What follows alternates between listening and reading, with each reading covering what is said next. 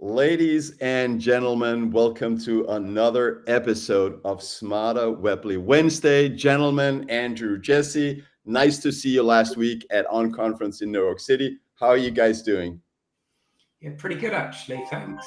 Yeah, it's been a busy couple of weeks. You know, as you say, we were in New York last week where we met you face to face at the conference, and that was great. And then we had a series of meetings following that, and then Jesse back to Texas, me back to the UK, and then next week in Singapore. And there might be another stop on the way back to the UK as well. I'm still trying to work that one out with our advisors at the moment. So, yeah, pretty busy as ever, actually. Yeah, a lot going on, and just thank you for putting out also now your quarter to date BTC yield, which makes it easier for simple folks like me to compare. And I think that's worth a shout out right here from the beginning. 278% yield this quarter alone. Indeed, the fastest horse, as you've been known for a long time. Jesse, please. Yeah, no, I just wanted to give you and the community some credit there of we heard that and we thought actually it is time to shift to quarterly figures. We have enough of a track record.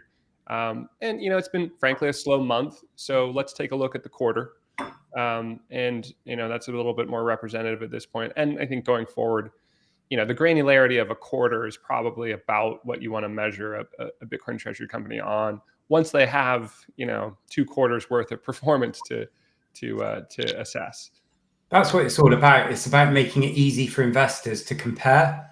Because yield is a very important consideration when you're picking Bitcoin treasury companies. And we want to make everything as easy to compare as possible. And obviously we're very proud of those figures. But yeah, it's all about making it easy to compare. And, any comments that we get from the community, yourself, we always do our best to factor them in where we can.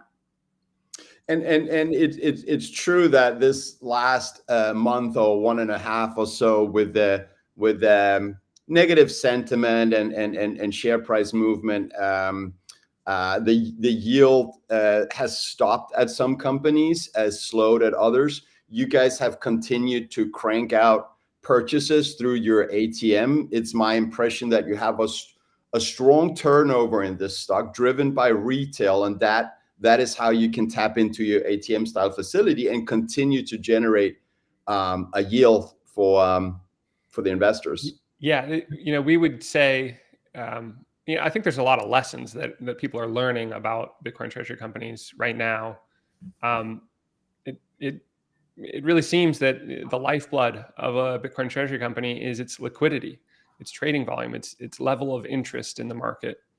And, I've started to think about it in terms of there's kind of a great filter of can you as a Bitcoin treasury company get to a certain scale where you can run an ATM style instrument because you have enough liquidity, and to get to that scale you have to execute on private placements, book builds, and keep delivering yield in that fashion, and communicate with the market and get to a place where you can add this additional fuel source. And that's really been the meat and potatoes, the bread and butter for Metaplanet over the last year is their moving strike warrants, their ATM style facility. And I think that's something that we don't talk enough about. And I think the market is now learning the importance of having that liquidity for this business model, for this strategy. It's everything. And it's path dependent, right? Like you can't shortcut your way to lots of trading volume. You have to slowly build up that relationship with your investor base, build that trust by executing, doing what you say you're going to do, and do more of it over time. And we're really proud about how we've executed that. And as the dust seems to be settling here after the last 10 weeks of MNAV compression everywhere, we still have a lot of liquidity, a lot of trading volume. People are buying the dip, I think. And that's allowing us to run the ATM on up days. and generate more Bitcoin for our treasury. Going back to the point you were making at the start here of 278% Bitcoin yield quarter to date for Q3. And at the moment, I checked our analytics dashboard. So right now it's showing 1.44 mNAV. So if, the math there, what's implied by that is the market is currently pricing us as if we will only ever deliver plus 44% Bitcoin yield forever. Meanwhile, quarter to date, we have delivered plus 278%. So, I think that's the most important thing for an investor or someone who's doing their homework about Bitcoin treasury companies and Smarter Web in particular to take a look at, right? How is the MNAV lined up with the track record of delivering Bitcoin yield? And at the moment, there's quite a disconnect. I'd like to add as well that, everyone can see since the start what we said. We've always been very, very clear that we don't believe in discounts, for equity raises. I've been very transparent as well from the start, but also for these last couple of weeks that we could have taken an awful lot of money on terms that I didn't believe were right for the business and therefore our shareholders. And our focus is very much the Smarter Web company. But alongside that, we want to make a positive impact on the Bitcoin treasury market. And the number of people that have come up to me the last sort of week or so and said, you've really got something with your approach that, we believe in. And it's not just the people that have come and seen me in person. It's some of the institutional investors that we're speaking to. They like the idea, the right institutional investors. They like the idea of that approach. And so whilst it's been a bit brutal for everyone the last sort of 5-6 weeks, in part by the discounts and the pipe deals and the people that don't care about the space, as well as some that do care about the space, but maybe got some bad advisors giving them those options.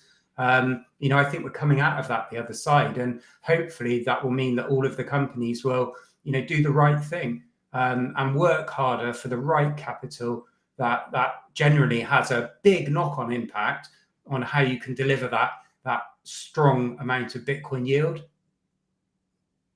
Absolutely, and well, like as John he put in the chat, I put this out, I think, just 4 minutes before. Well, that wasn't it.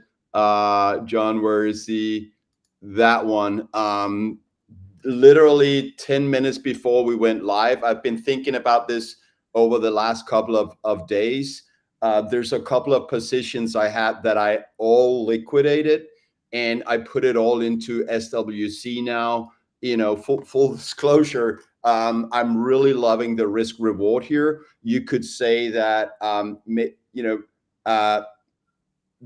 I look at like strategy, Meta, Planet, and SWC as the risk reward, I think, as SWC right now is really, really attractive. Meta Planet may be, further ahead and somewhat like safer, although you guys are safe, but you know what I mean in terms of there's a slight step out on the risk curve because you're much younger, but the upside I'm just absolutely loving. So those are the two biggest positions for me, but it was SWC I doubled down on 10 minutes before we went live because of conversations with Christina Monday and just on the show, and you were there in the chat, Jesse. But anyways, enough from me. I really want to, it's an honor to have both of you here, and I think going forward it'll be only one to be efficient with the time you have. But maybe when you cross 10,000 Bitcoin or something, we'll do another celebratory with both of you. But Andrew, you are known for taking retail very serious and treating retail phenomenally, communication, no discounted deals to anyone else, etc. And maybe that's what's giving you this support from retail and the turnover, the volume in the stock that allows for the ATM. Now, I don't know if you have some thoughts on that. Yeah, I suppose I do. So, the business is something that I care about. I listed it because I couldn't find another business in the UK that was doing the strategy that we do. It's not something that I really to say it in the right way, I don't have to think about it because it's what I believe in. So, I wrote a note the other day for, one of our board meetings that we have to do because, people don't see all of that stuff that goes on behind the scenes. And the phrase that I put in there was, every decision is shareholder first. And it's as simple as that, really. I like communicating with our shareholders because without them, we'd be nothing. So, obviously it's at the forefront of my mind, but at the same time, it's nothing that I have to think about because it's just doing it in the right way. It's as simple as that. Absolutely. Jesse, I don't know if you have anything there you want to add. Otherwise, I have written down a couple of points for today that we could go through also. But go ahead if there's anything you want to add there. I want to limit myself because I have you two on and you should be speaking, not me. No, I mean, I Andrew nailed it. Of course, I would echo his sentiments and say that, I think that that's part of what the market is learning right now is that, these things succeed if they are retail oriented, if they care about retail investors first.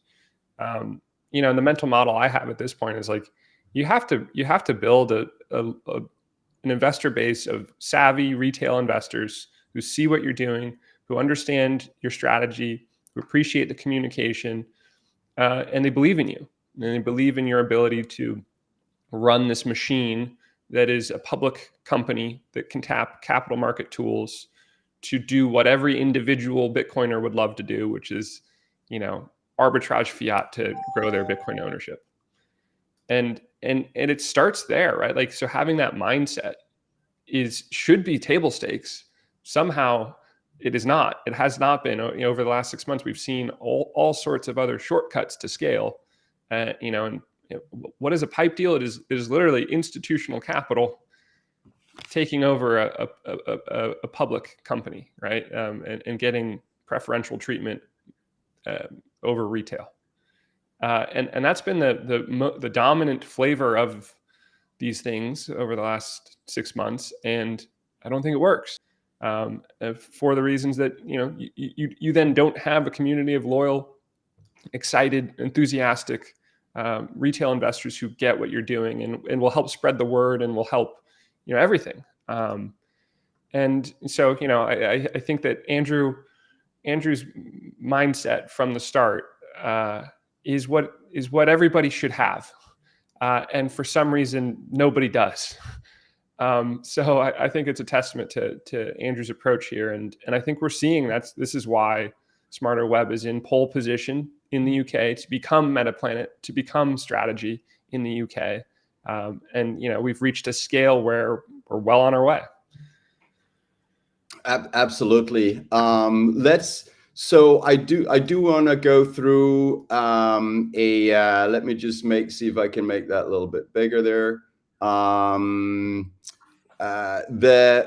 So you have, as far as I know, any Bitcoin accumulating company of size, you have the highest yield in the current Q3, 278%, which is massive. You have been able to yield throughout the negative sentiment because your MNAV, diluted MNAV, as I'm reading off your website right now, is 1.39. I just want to hear you guys' opinions on these BTC yield drivers in terms of to which extent you're using those now, or see yourself using them maybe 6 months from now, as they probably are the most important ones. And if there's some that I'm missing here, please let me know. But first and foremost, I presume the ATM running in the market, especially driven by retail purchases, is the number one, I presume. But let me hear you guys' thoughts. Yes, you can think of it in both ways, really. So we've got 3 different capital raising tools that people know about at the moment. So we've got our placements and subscriptions, we've got our ATM style facility, and we've got Smart to Convert. So we've got 3 different ways that capital comes into the business. The ATM is absolutely fantastic. Approximately 25% of the capital that we've got has come from the ATM style facility. But at the end of the day, a Bitcoin treasury company is about increasing the capital, deploying the capital to Bitcoin, and doing that using the share price effectively to generate the yield. Now, there's some things on the horizon which mean that those lumpier amounts of capital that are not yet ready to commit to the company will be ready to commit, and some of those amounts of capital are pretty significant.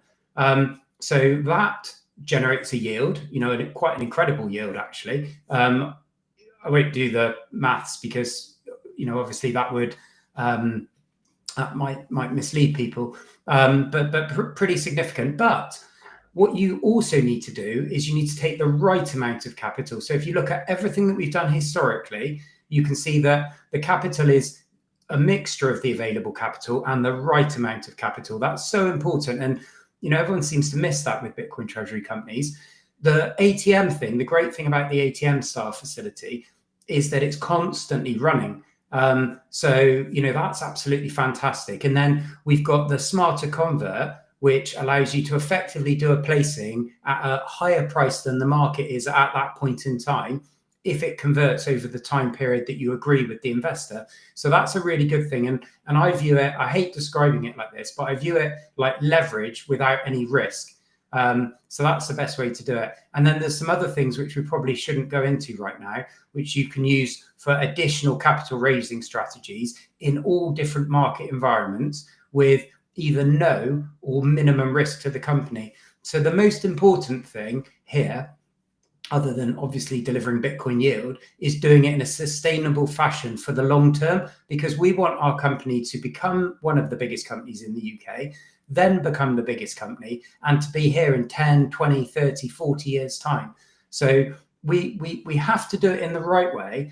And that's why if you look at like the last month or so, why we've declined some of the capital, because it just won't give you the yield that you need. And it's, from a shareholder's point of view, let alone the CEO's point of view, it's not the right approach in our opinion.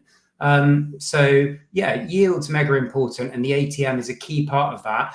I would float between, is the ATM the most important thing, or all the other things important? Because they're all important. It's the mix that you use the things. And like everything, if you've got multiple options at 1 second of a day, one option might be stronger than the others. And a big part of that is available capital at that moment in time. And that's the beauty of the ATM, you see, ATM style facility, because it's always running as long as it's an update. And it scales with volume and share price. So if either of those things pick up over time, the amount of capital we are raising passively in the background running that facility scales linearly with both of those things. So you can see a world where we've raised 50 million pounds running that facility in this 10-week bear market. We started a little bit before the bear market hit, and we've been able to raise that amount on up days during this contraction, and that I think is probably indicative of a baseline. Given those variables have not been in our favor for raising lots of capital with the ATM style facility. So you can easily see how that might scale quite a bit linearly going forward in terms of the proceeds we're able to raise that way, and then the Bitcoin we're able to buy with that. And so Andrew, the subscription you have mentioned before here on the show, is that like an ATM facility for institutions kind of, or how should I see that as an investor? Yeah, so what I call placing and subscriptions are effectively the same thing. It's just done in two very different ways. So it's literally somebody says, right, I've got 20 million pounds. I want to invest it in your company. We say, okay, we'll do that at the closing price today, for example. And then they send us the money, we deliver the stock to them. So it's the same thing effectively. And those participants might be a small institution, it might be a big institution, it might be something else. So it can be anything. It's basically an investor, and there's lots of different entities in the world, in countries, that are investors. So it's the same thing. The ATM Star facility, which in the announcements we call a subscription arrangement, is the thing where our counterparty sells the shares into the market. Sometimes they'll sell them, you know, if we get a smaller investor that wants to buy like $200,000 worth of stock, for example, you know, that's not something that we'll factor into one of our, you know, one-off placings and subscriptions. So sometimes we'll say, right, go and speak to them, and they'll sort you out with the stock. So the ATM isn't always stock just being randomly sold into the market. You know, if we get inquiries where they want a larger amount of stock, we'll do our best to help on that side of things. So slightly different. Yeah, so they don't market, buy, and move the price in an unfavorable way, but they can take a big position in a way that yields very nice for the existing shareholders, and they get the price of the market. Makes a lot of sense. If we should go back real quick and looking at this, so with the ATM, I would say, in my mind, covers so both the retail and also the subscription, which is headed to. Which is, as you described, goes to different bigger institutional buyers. And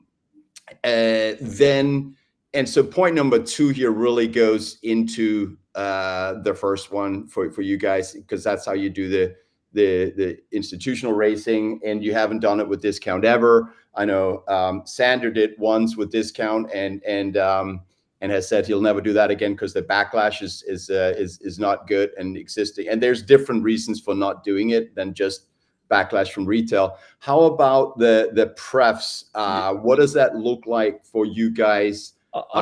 Before we get into that, I guess so I've been putting together some thoughts from our New York trip, and might as well share them here.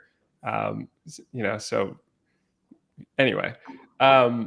It's very interesting seeing how in New York, we met with a number of Wall Street entities, right? We met with over a dozen institutional allocators, a few investment banks, a few coverage analysts, and all of that was great.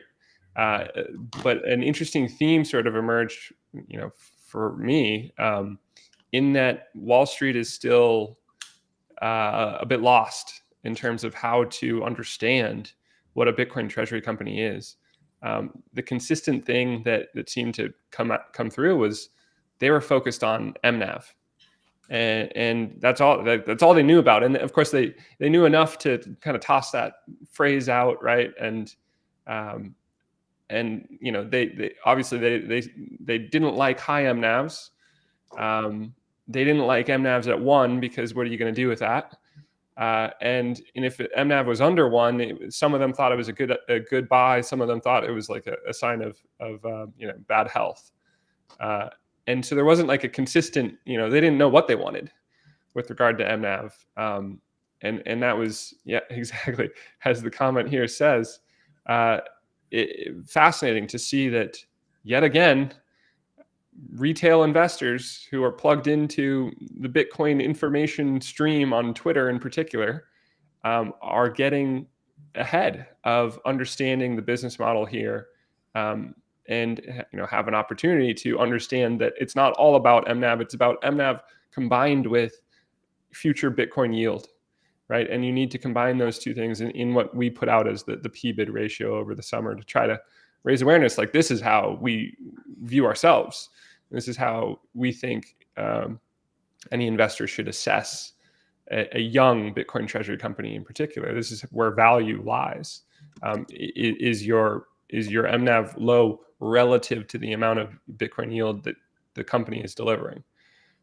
So anyway, all that to say that, last week was about starting to make contacts in Wall Street and bring that UK story that has, been a UK retail and institutional story, with global, Bitcoin investor retail communities support as well. bring that to, international institutions, and begin that dialogue there. And we'll see what comes from those conversations. But I just thought it was, it's been on my mind a lot, and felt it would be interesting for the audience here to hear firsthand that Wall Street is way behind people who are listening to this broadcast. Yeah, it's interesting. So I don't fully understand. Max did a £5 super chat. Thank you very much for that. Haven't received a such in like 5 years. But I don't fully understand this question. The SP, naturally, Metaplan has 900% more Bitcoin than you guys. But SP, I don't know what SP stands for there. Share price. Oh, well, it's about the amount of shares, Max. Like, you could have a different amount of shares. It doesn't matter.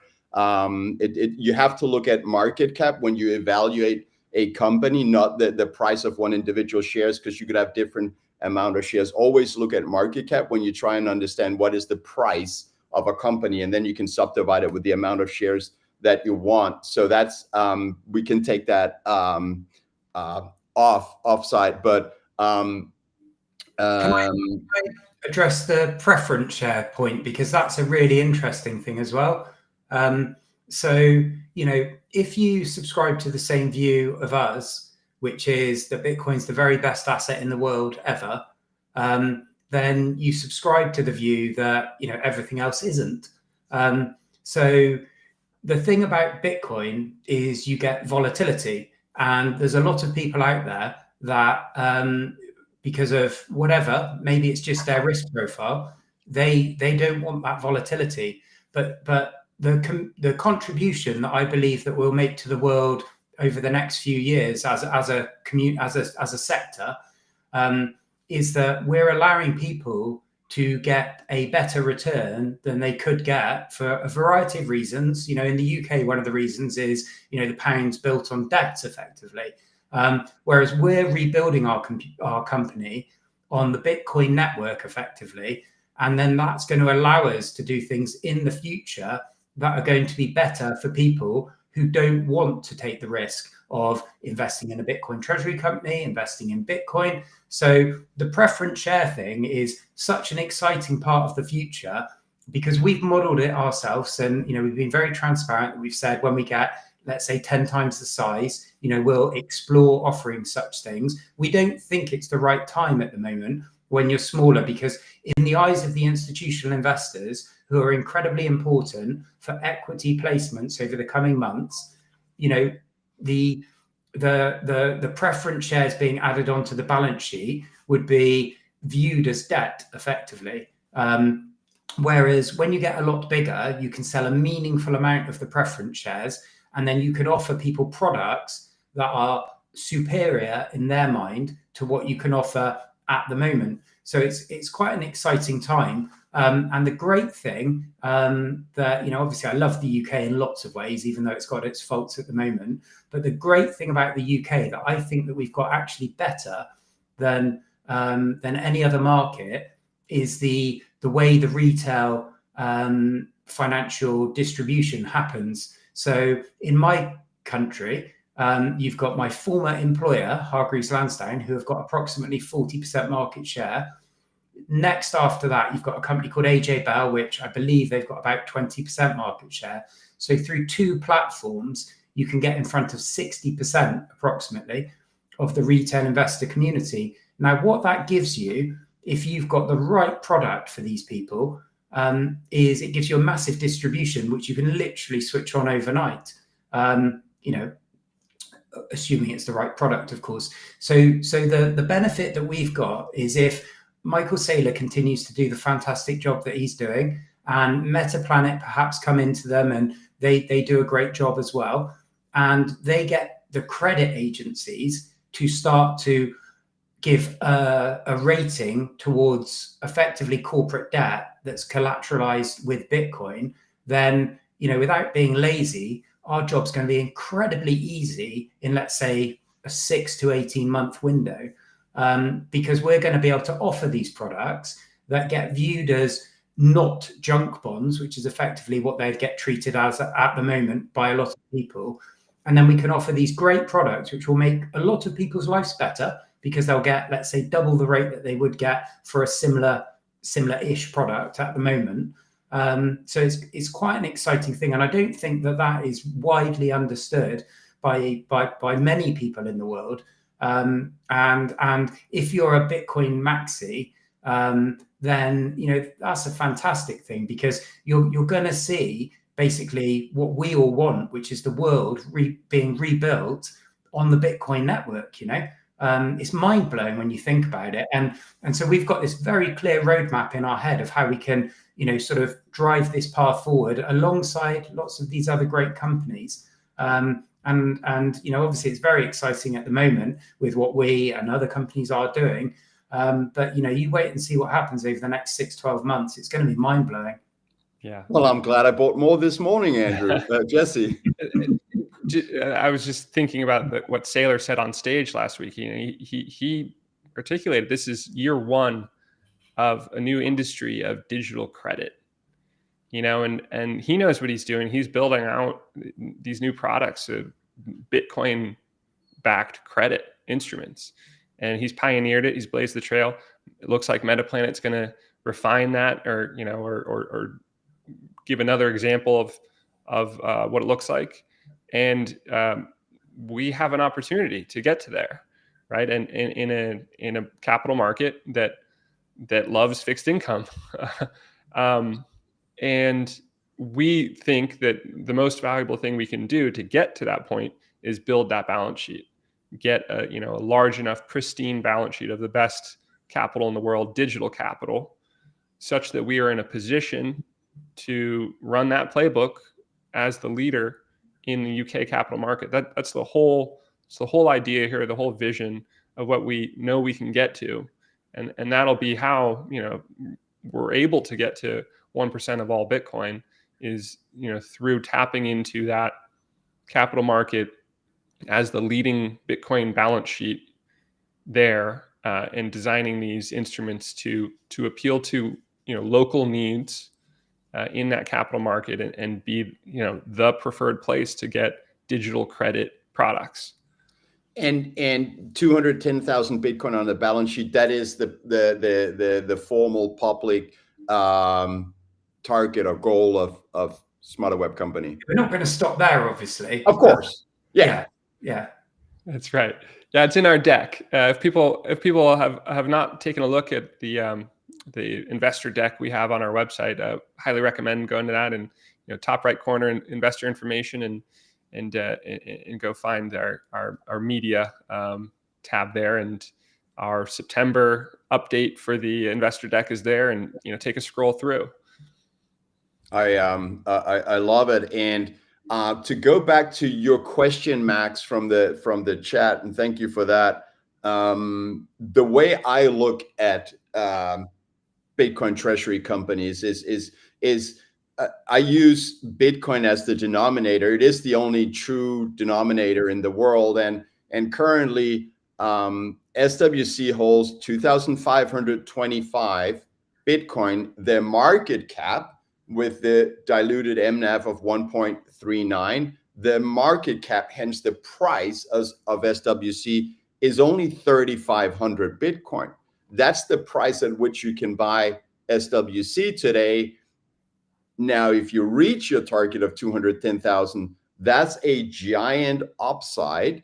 Granted that in that process, some of that does go to new investors, obviously. So let's say that 80% of it, maybe, that's just ballpark, just grabbed out of the air, goes to existing shareholders. It's still a very significant upside and outperformance of Bitcoin with a factor 20x, 30x. And that's why I'm here. That's why I think a lot of investors are here. So in my opinion, incredibly cheap SWC right now. Risk reward is looking good.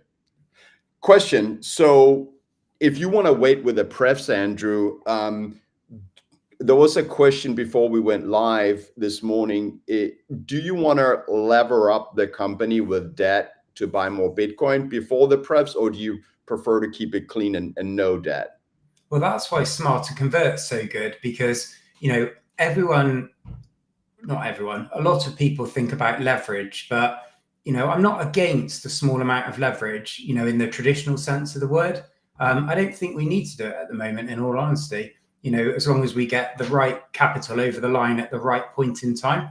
I was talking to someone earlier today and they said, what's the maximum amount of money that you would want? And I think people would be surprised about that. Clearly we want capital, but there is a maximum that we would take at the moment as well. So if you look at, let's say 10%, traditional debt on your balance sheet, there is an impact to that in terms of what that then means to the equity investors who are talking to us at the moment, and it makes it slightly harder. So that's why I like Smart to Convert, because we've been very transparent. We said to everyone that we won't expose over, or we won't do it up to more than 30% approximately of the balance sheet, because there is a risk with Smart to Convert that the market has a bad year, 2 years, dependent on how long you've done it for, because it's intentionally designed to be very short dated, and then that Smart to Convert Bitcoin then goes back, as opposed to converting into equity and then being fully owned by the company. But Smart to Convert gives you leverage. It gives you really smarter leverage. So we're already exposing the balance sheet to leverage, but it's pretty intelligent in the sense that there's, in my opinion, there's zero downside for it, which is different to if you took fiat leverage, because fiat leverage is great when everything's ripping higher, but it's sort of it's been known to go wrong quite a few times. So I'm not ruling it out, and Jesse and I talk about it all the time, but we're doing our best to do this in the quickest way, and being relatively quick, with our yield quarter to date figures, that's okay, but we're trying to do it in a sustainable, responsible way as well. And being honest, we probably won't make every single decision perfectly, but as long as the vast majority of it is as close to perfect as you can get, then also that will be okay. It would, and that is the credit you're getting, Andrew and Jesse, in the market, from investors, that you guys are absolutely executing to the T. And I just want to add to the advantage also of the Smarter Convert, that is Bitcoin denominated, which was pioneered by Tobam and Capital B in France, is the investors of in the bond, they don't go out and short the stock, so it doesn't kill volatility. So it's beautiful. Yeah, just to add a little bit on Smarter Convert, I genuinely think it's the coolest product out there for how do you outperform Bitcoin, for investors. And I think probably the biggest challenge we have with Smarter Convert is educating the market on how it works, and just letting people know that there's a lot of algorithmic DeFi trading platforms that say they're going to outperform Bitcoin, right? But you're taking a ton of risk, and it looks like Three Arrows Capital, at the end of the day. But this product is the net of it is the investor keeps holding Bitcoin. They've loaned it to us. They keep holding their Bitcoin, and they gain the option value of potentially converting into a very high vol stock. A stock with 60-day vol annualized is 200. That's pretty off the charts, and that means that the option value on a share is, off the top of my head, something like 50-60% of the share price on day zero. That's how much option value is for the taking there. And the idea is, let's productize that. Let's harvest some of that vol, and the option value there. And so we, the company, take a little bit of it with the conversion premium. We're looking at doing another tranche at a 10% conversion premium. We'll see, who's interested in that and when. But we're starting to talk about that, and then the investor gets the rest of that option value, which is a ton, right? Like that's 40% of the share price on day zero in terms of option value. And of course, this is all like abstract finance, but that's the math of it, and that's what's possible by productizing our volatility. And so it's really, I think the big challenge we have is getting in front of whales and investment funds who are used to ignoring people who claim they can outperform Bitcoin. And explaining, actually, no, this is a new type of product that's only been done a couple times, and only launched 6 months ago with Capital B doing it for the first time ever. And so, I think I'm very bullish about the future for Smarter Convert, but I think there is definitely an education process that we have to go through to get in front of the right potential investors there. Just like there's an education process for strategy as Sailor and the prefs, which are being priced at junk bond level in terms of how much yield the market is demanding. So yeah, we're still so early, as many people have said in the chat. We're still so early, and it's I'm just grateful to be here with you guys now at this point. So if we take a quick look at these analysts, yield drivers. The prefs is something, Andrew, you explained why it makes sense to wait a little bit with that. The last one here, which also you're not doing yet, but I just want to ask you guys about how you're looking at that now and potential timing. And we spoke a little bit about it, Jesse, last time you won, but selling BTC put options as Metaplanet is doing successfully. That is possible in UK as well, right? And how's that looking for you? Yeah, so this is a tough one, and with full transparency as always, it's not right for a small Bitcoin treasury company to do that strategy at the moment, in my opinion, a smaller one than us, because effectively what you're doing is you're maintaining a lot of your value in fiat currency to generate a small amount of income. So I don't think it's right personally for a smaller company to do that. I think you're much better off buying the asset that we all believe in. When you get to a certain size, there is an argument, and it's an argument that we sort of share to a degree, that sort of strategy is quite useful. The reality is, if you are keeping some of your capital in fiat to expose it to that strategy, you will generate an income. And will you generate an income that is significantly greater than the potential of Bitcoin over that period? Because it's all very well and good, if Bitcoin goes down, but if Bitcoin goes up, it's not really so good. And with the current volatility of Bitcoin being pretty low, historically speaking, you don't actually get that much income from it. So it's the biggest argument for it is that, if you believe that there's going to be a serious bear market in the future, which is, of course it's possible, but simply from a demand and supply, the way that everything's progressing, the adoption of Bitcoin treasury companies. There was another company that came out this morning, a Chinese company, that said they're going to buy a significant amount of Bitcoin.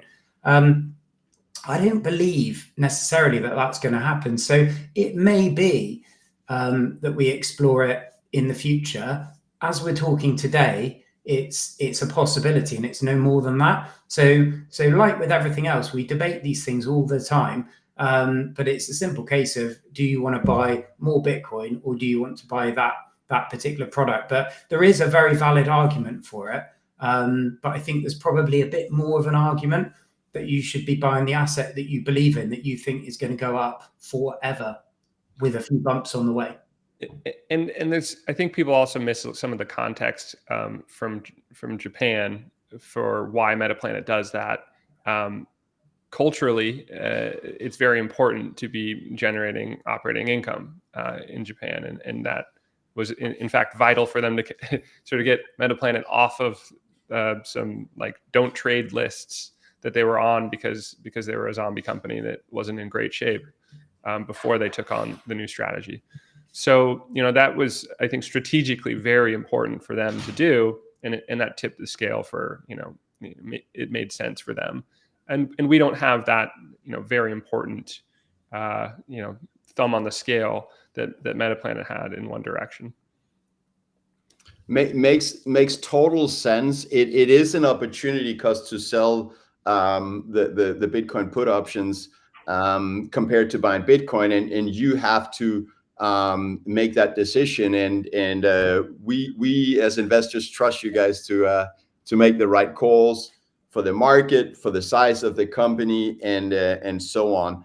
There's a lot of very, I think, positive catalyst in the horizon for SWC. There's potential, maybe I should remove the potential, but uplisting to London Stock Exchange, which seems a no-brainer that will have to happen as the company grows. I love the smirk, Andrew. Appreciate that. There's the inclusion into the indexes. I think there's a FTSE 250, which you are close to now. I don't know if you can get into it when you're on Ekis. And then there's the FTSE 100. And I'll add a little color here that I can add in terms of catalysts that I think about.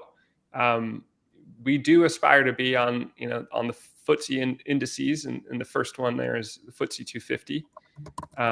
And that is a few things there. It's interesting how that is done. Obviously, we just saw Strategy not be included in the S&P 500 because that is committee based. So there are personal opinions and politics involved in who gets included there. With the FTSE indices, it is rules based, and the cutoff happens to be about 420 million pound market cap to be included in the low end of that first index, and we're quite close to that. So and that would be automatic. If the conditions, you have to be on London Stock Exchange for to be included in that, and it is our aspiration to be included in those indexes. Another important thing that I think is huge for the UK is that next month Bitcoin ETNs will be launched in the UK, and those are just short of Bitcoin ETFs. They're not quite as good, but it's the same idea: a product that tracks Bitcoin.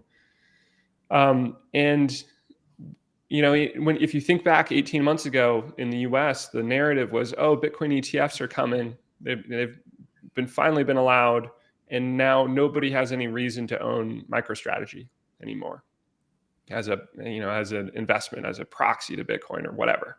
But in fact, what has happened over the last 18 months was, in my opinion, Strategy has been the biggest beneficiary of the increased regulatory clarity for Bitcoin in portfolios.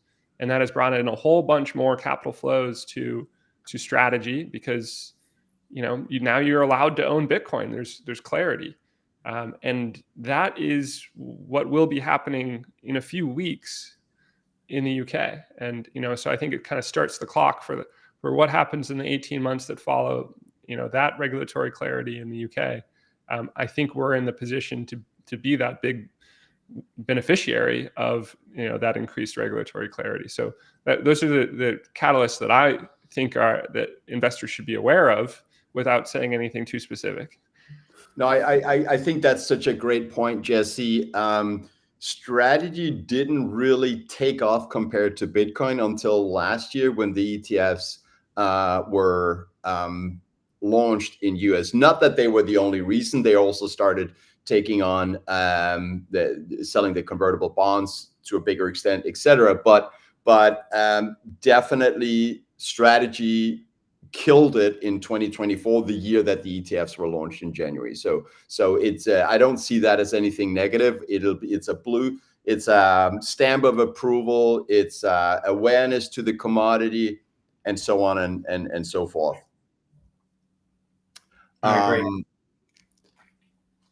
It's great. I'm getting so many answers here to the questions. So we spoke about, and again, we have like less than 10 minutes left. I actually have only one last question, and whatever you want to highlight that I haven't asked about, really want to hear from you what you think is important that investors should be aware of. But we spoke about the different tools that you right now are using to generate a yield, even despite the current negative sentiment in the market, with a lower MNAV as a result. I don't think that SWC would go to MNAV 1, but if it was, which levers do you have or tools to still yield in such a situation? Because that also prevents it from going to 1, because investors like me and others will say, well, you would always want to have it at a, buy it at a premium. So there's multiple things that you can do in that scenario. So the one that everyone always talks about, which is certainly an option, is fiat-based debt. If you haven't got any debt, then you can explore that at a sensible level. The one that people don't really talk about, which is pretty smart, you could probably actually call it smarter options if you wanted, is to effectively sell the options in your stock. So if you think about when you're doing an equity raise, let's say the share price is £1, just to keep the numbers easy. Somebody gives you £1 and you give them 1 share, and then they take the equity risk. So you could sell smarter options with a strike price above an MNAV 1 when you are trading below an MNAV 1, because as Jesse correctly points out, the option value in our stock is immense. So you could use that to get a cash payment in return for an option that converts above the price. So there's lots of other things that you can do as well. Should you be trading at that level, if you've got volatility, if you've got liquidity, if you've got a proven track record, there's loads of things that you can do. So I hope that, we rarely see that period, but we're fully prepared for it. And then, of course, the other thing that you can do is you can do nothing. So if you've got an operating business that generates either all or a significant part of your costs, without giving any projections, of course, then, you've got time. What we do as a company is we keep a meaningful amount of cash that's completely separate to all the treasury figures that everyone sees, which covers running the business for a period of time. In addition to that, we've got an operating business that's showing, I don't know how I can say it without saying it incorrectly, but, let's call it growth potential. We've got all of that. So in that scenario, should you wish, you can do nothing. But I think everyone knows from what we do that doing nothing isn't really in our makeup. So you do some of the other strategies, which the option one's particularly exciting, actually. Yeah, a little bit of color from what strategy has done. So they in 2022 they traded under 1x MNAV and basically sat on their hands. And 18 months, 2 years later, they were at 4x MNAV. And that was with 200,000 Bitcoin. So that's something you can do. Also, about a week or two ago, Saylor said that if they were under 1x MNAV, they would consider selling options directly, to generate that income, and the market received that very favorably, and that was validating for us because we had already been talking about that, and so it's a good thing when Saylor says what you were already thinking. That's a good sign. Great question here from Christina, who's also an investor in SWC. So what is it that it takes to go to London Stock Exchange? Is it a paperwork thing, or? Yeah, the short answer to that is yes, it's a paperwork thing. Gotcha. A lot of paperwork, it's a lot of it. It potentially is something that's taken up a lot of time. Should we be exploring it? Yeah, Jesse, I don't know if you want to answer this question. It's come in the chat a few times. You may or may not want to touch upon it. No, that was publicly disclosed when I got involved in the company. I own that much and more, actually, because I've participated in some of the rounds since. But nice, very nice. Well, glad to know that management is heavily incentivized for the company to do well. Thank you for that super chat there, Sagos.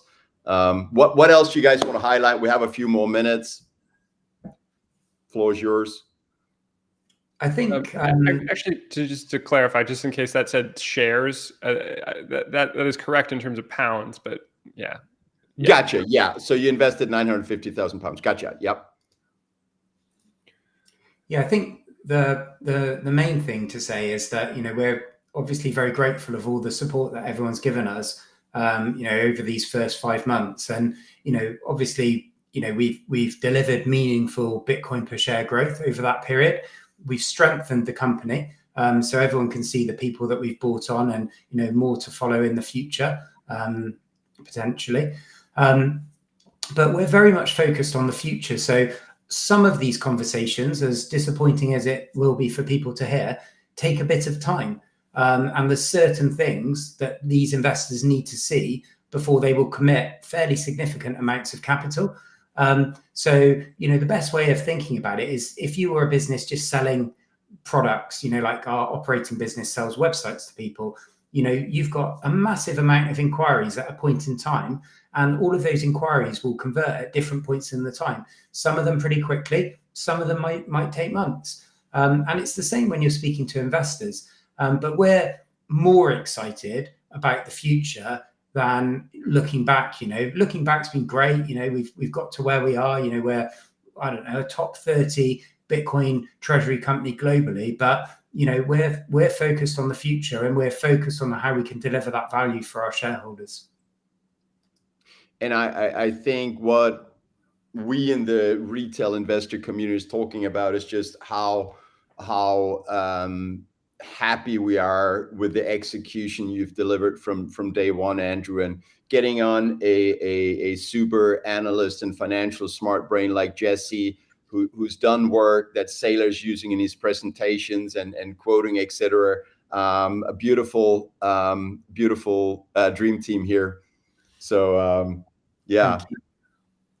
Anything else, Jesse, you want to add? Jesse, anything you want to? No, appreciate that comment, and yeah, echo the sentiment that Andrew shared. We're just excited about the future, and that somebody was asking me, like, how is the management team holding up right now? Because share price is down and MNAV is down, and the reality is, like, we're very upset about it, but at no point are we like crushed, because we know we're doing what we need to be doing.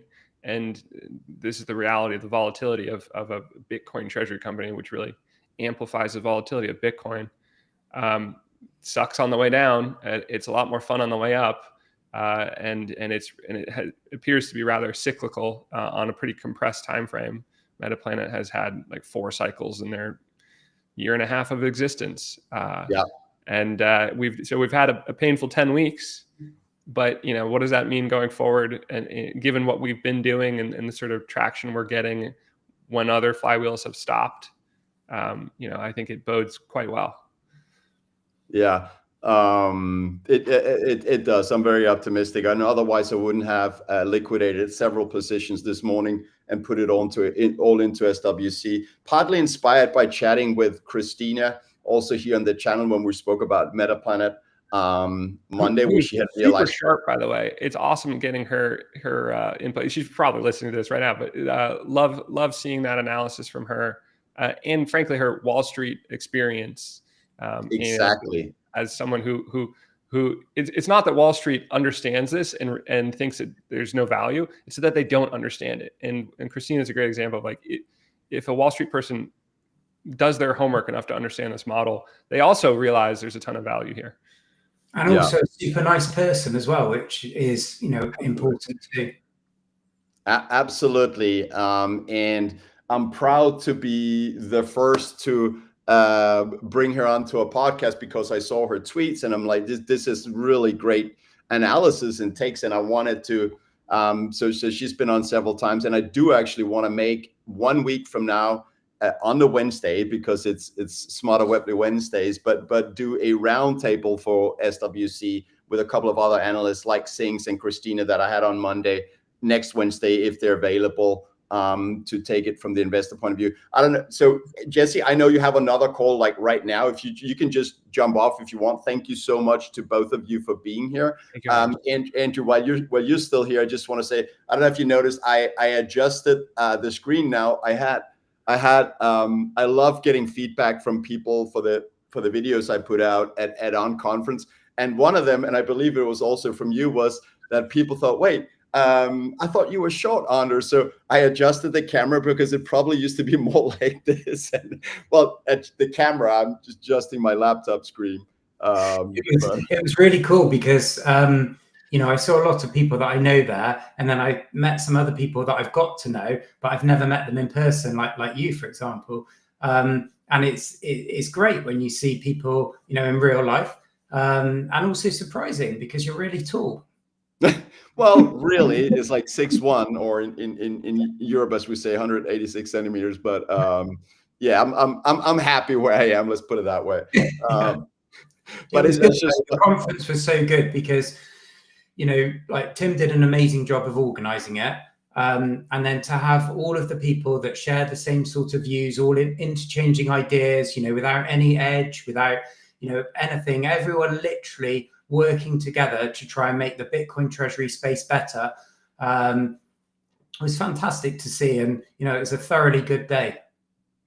Yeah, it is great, and great to meet you in person. Jesse, I've met before, but meeting people in person, the conversations that come out of that is really just it's great, and you don't get that digitally.